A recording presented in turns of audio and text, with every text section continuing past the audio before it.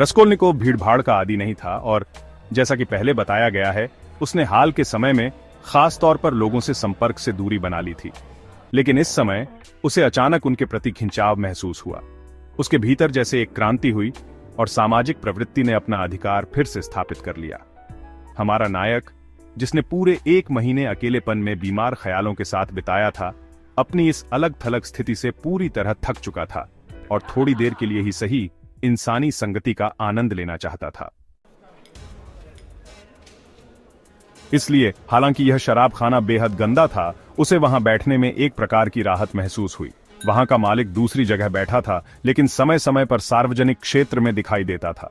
जब भी उसके लाल लाइनिंग वाले सुंदर जूते दरवाजे पर दिखते, वे तुरंत ध्यान आकर्षित कर लेते। वह एक पद्योवका रूसी कोट और काले साटन का बनियान पहने था, जो पूरी तरह से चिकना और दागदार था। उसकी गर्दन पर कोई कपड़ा नहीं था और उसका चेहरा तेल से चमकता हुआ दिखता था।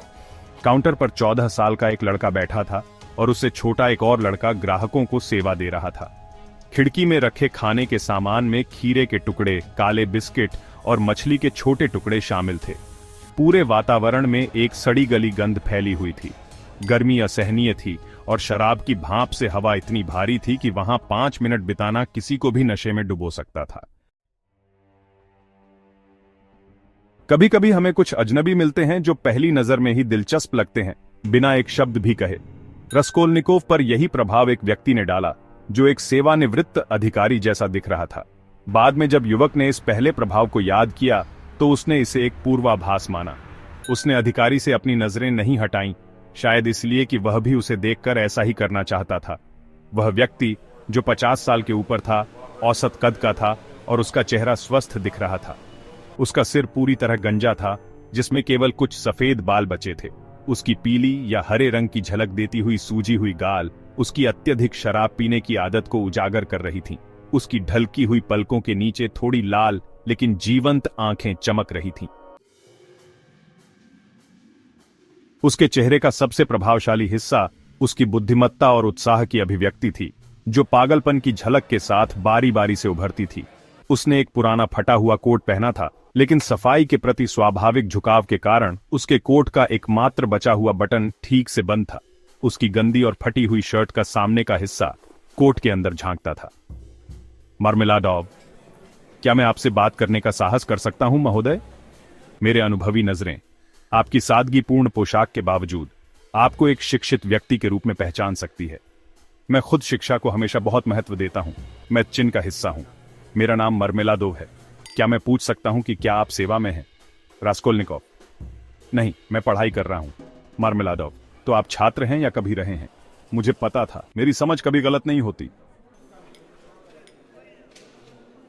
मार्मेलाडोव, गरीबी कोई पाप नहीं है, लेकिन दरिद्रता पाप है। आप गरीब हो सकते हैं और अपनी स्वाभाविक गरिमा बनाए रख सकते हैं, लेकिन जब आप दरिद्र हो जाते हैं तो आप सब कुछ खो देते हैं। दरिद्रता इंसान को समाज से बाहर कर देती है और यह समाज का अधिकार है, क्योंकि सबसे पहले दरिद्र व्यक्ति खुद को गिराता है। यही तो इन शराबखानों की शुरुआत है महोदय। 1 महीने पहले मिस्टर लेबेजियात्निकोव ने मेरी पत्नी को मारा था। अब क्या आप समझ सकते हैं कि मेरी पत्नी को मारे जाने का यह तथ्य मुझे कितनी गहराई से चोट पहुंचाता है? थोड़ी देर रुककर, सिर्फ जिज्ञासा के लिए, क्या मैं आपसे एक और सवाल पूछ सकता हूं?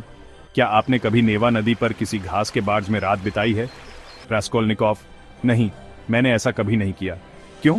मार्मेलाडोव, खैर, यही वह जगह है जहां मैंने पिछले 5 रातें बिताई हैं। उन्होंने अपना गिलास भरा, उसे एक ही घूंट में खाली कर दिया और सोच में डूब गए। उनकी पोशाक पर और उनके बालों में यहां वहां घास के तिनके चिपके हुए थे और ऐसा लग रहा था जैसे उन्होंने पिछले 5 दिनों से कपड़े नहीं बदले हों या नहाया न हो। उनके बड़े लाल हाथ, जिनके नाखून गंदगी से भरे हुए थे, खास तौर पर गंदे दिख रहे थे। कमरे में मौजूद सभी लोग, हालांकि थोड़ी बेपरवाही से, उनकी बात सुन रहे थे। काउंटर के पीछे खड़े लड़के हंस रहे थे।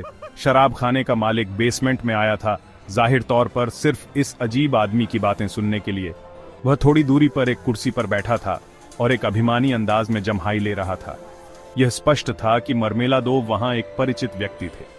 संभवतः वह अक्सर वहां आते थे और ऐसे लोगों से बात करते थे जिनसे उनकी मुलाकात होती थी। मार्मेलाडोव, अजीब आदमी, लेकिन अगर आप एक अधिकारी हैं तो आप काम क्यों नहीं करते? मार्मेलाडोव, मैं काम क्यों नहीं करता? क्या मेरी निकम्मापन खुद मेरे लिए परेशानी का कारण नहीं है? जब मिस्टर लेबेजियातनिकोव ने मेरी पत्नी को अपने हाथों से मारा और मैं नशे में धुत होकर यह सब देख रहा था, तो क्या मुझे तकलीफ नहीं हुई? क्या आपने कभी कभी उधार मांगा है बिना किसी उम्मीद के? रास्कोल्निकोव: हाँ, मतलब आपका बिना उम्मीद से क्या मतलब है? मार्मेलाडोव: मेरा मतलब है ये अच्छी तरह जानते हुए कि आपको कुछ नहीं मिलेगा। मान लीजिए आपको पूरा यकीन है कि यह व्यक्ति, यह उपयोगी और भला नागरिक आपको पैसा उधार नहीं देगा, क्योंकि सोचिए वह क्यों देगा? उसे पता है कि यह कभी वापस नहीं होगा। क्या दया उसे ऐसा करने के लिए प्रेरित करेगी? मिस्टर लेबेजियातनिकोव, जो हमारे समय के सभी विचारों से वाकिफ हैं, ने हाल ही में समझाया कि दया अब विज्ञान द्वारा वास्तव में निषिद्ध है। ये राय इंग्लैंड में प्रचलित है, जो राजनीतिक अर्थव्यवस्था का मुख्य केंद्र है। मैं फिर से पूछता हूँ, यह आदमी आपको पैसा क्यों उधार देगा? आपको यकीन है कि वह नहीं देगा और फिर भी आप जाने की सोचते हैं। रास्कोल्निकोव: तो ऐसी स्थिति में जाने का क्या मतलब? मार्मेलाडोव: क्योंकि आप महसूस करते हैं कि आपको कहीं तो जाना ही है। आप पूरी तरह से हताश हो चुके होते हैं। वह समय आता है जब कोई व्यक्ति, चाहे वह चाहे या न चाहे, किसी भी कदम को उठाने के लिए तैयार हो जाता है। जब मेरी इकलौती बेटी ने अपना नाम पुलिस रजिस्टर में दर्ज कराने के लिए कदम उठाया, तो मुझे भी जाना पड़ा, क्योंकि उसके पास पीला टिकट है। उसने एक चिंता भरी नजर युवक पर डालते हुए कहा, मैं इस बात की परवाह नहीं करता महोदय, बिल्कुल नहीं। उसने खुद को शांत दिखाने की कोशिश करते हुए जल्दी से कहा, जबकि काउंटर के पीछे के दोनों लड़के अपनी हंसी रोकने की कोशिश कर रहे थे और मालिक खुद मुस्कुरा रहा था। इससे क्या फर्क पड़ता है? मुझे उनके सिर हिलाने की कोई परवाह नहीं है, क्योंकि हर कोई जानता है और कुछ भी छिपाया नहीं जा सकता। मैं इस मामले को तिरस्कार से नहीं, बल्कि सहनशीलता के साथ देखता हूँ। खैर खैर, एक्से होमो, मुझे बताइए युवक, क्या आप मुझ पर अपनी नजरें टिकाने की हिम्मत कर सकते हैं और इनकार कर सकते हैं कि मैं एक शराबी हूँ? युवक ने कोई जवाब नहीं दिया। मार्मेलाडोव: ठीक है, मैं शराबी हो सकता हूँ, लेकिन वह एक महिला है। मैं शायद एक जानवर की तरह हूँ, लेकिन मेरी पत्नी कैथरीन इवानोवना एक शिक्षित व्यक्ति है और एक उच्च पदस्थ अधिकारी की बेटी है। मैं मानता हूँ कि मैं अजीब तरह का आदमी हूँ, लेकिन मेरी पत्नी एक पढ़ी लिखी महिला है, एक उत्कृष्ट दिमाग और एक बड़े दिल वाली। और फिर भी काश वह मुझ पर दया करती। ओह महोदय, हर आदमी कहीं ना कहीं सहानुभूति की तलाश करता है।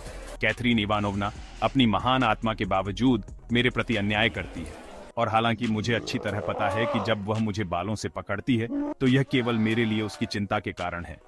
हाँ युवक, वह मुझे बालों से पकड़ती है, उसने बढ़ती गरिमा के साथ जोर देकर कहा, जब उसकी बातों पर फिर से हंसी फूट पड़ी। फिर भी अगर वह केवल, लेकिन नहीं नहीं, इस पर बात करना बेकार है।